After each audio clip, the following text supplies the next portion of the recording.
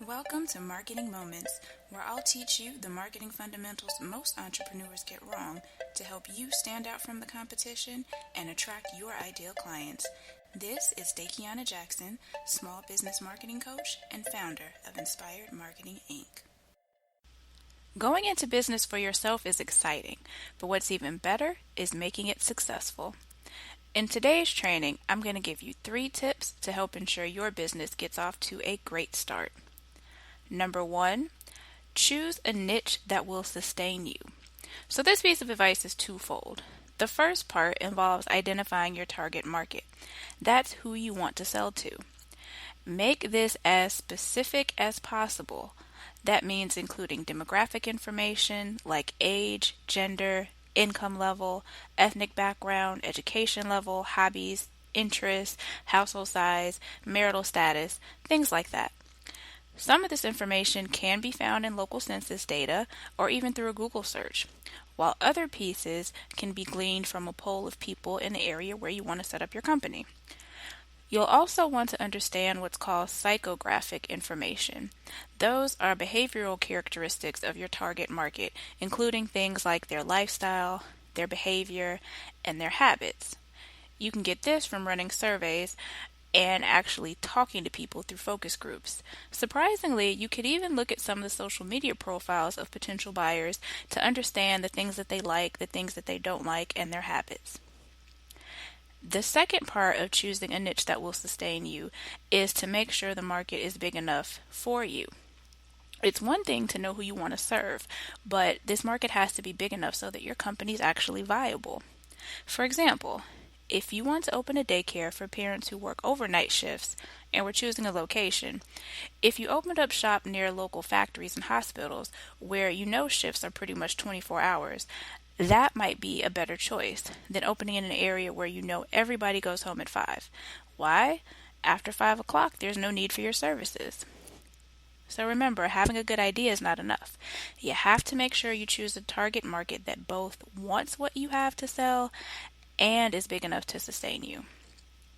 Number 2 is to choose the right business name.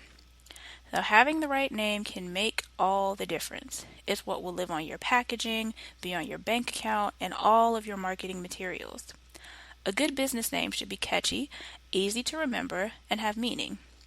These tips are especially important when you choose your website's domain name. In this internet culture, your website will be one of the first ways potential customers will find out about you and your company.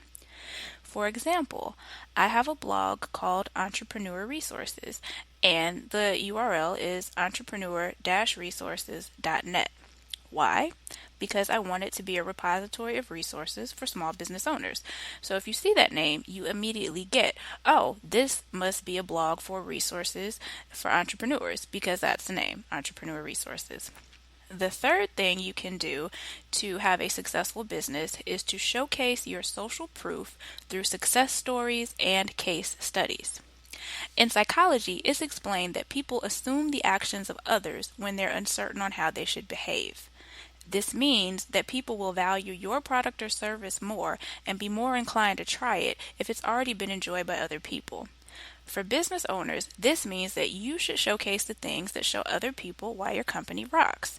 One of the best ways to do this is to include testimonials on your website. Written testimonials are good, but it's even better if you can get your clients to record a quick audio or video message talking about why they loved you, loved your product or service, and couldn't wait to work with you again. Ask for permission to include your client's name, website, and photo to add even more credibility.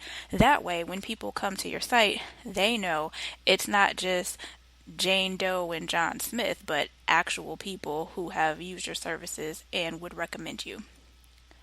Social proof can also come in the form of longer case studies where you walk potential clients through a case, and this is where your service provided the solution for another customer. It could be a blog post, it could even be a white paper. And lastly, as you build the numbers to your email list and social media pages, showcase that. For example, when prompting people to sign up for your newsletter, you could write, "Join 5,000 other subscribers who receive these tips."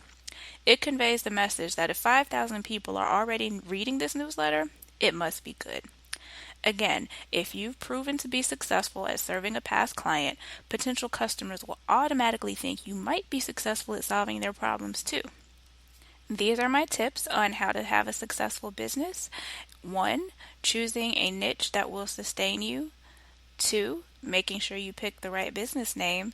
And 3. Showcasing your social proof through success stories and case studies. What are some other things new entrepreneurs can do to ensure the success of their business? I'd love to hear from you. This has been Dakiana Jackson with Marketing Moments. If you need help marketing your business, contact me now at www.inspiredmarketinginc.com. Have an awesome day.